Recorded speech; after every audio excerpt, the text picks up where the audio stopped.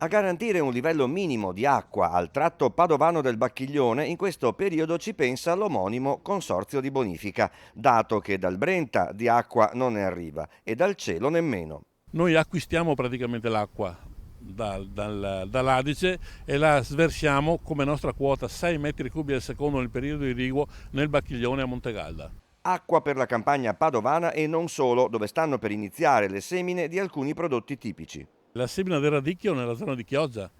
Noi come consorzio arriviamo a Chioggia, a Valli, a Conche e proprio in questi giorni si stanno iniziando le lavorazioni. Dopo il primo raccolto, che di solito è il frumento, si inizia a mettere giù il radicchio che ha bisogno d'acqua minimo per 7 giorni di fila per poter attecchire con le radici. E allora tramite il nodo idraulico di Padova, il nodo idraulico di Stra, l'acqua viene deviata sul naviglio Brenta, arriva sul Novissimo e dal Novissimo la distribuiamo mediante le canalette lì.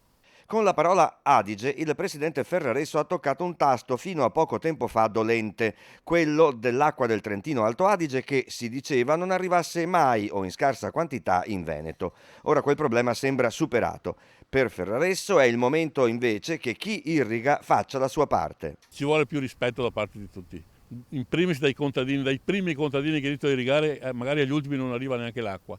Quindi un pensiero è proprio sul rispetto e anche su quell'educazione che dobbiamo avere un po' tutti anche sui consumi personali, quotidiani. Il Consorzio Bacchiglione ha pronti 4 progetti per invasi di laminazione e conservazione delle acque in zona Colli Euganei. Attende solo che vengano finanziati.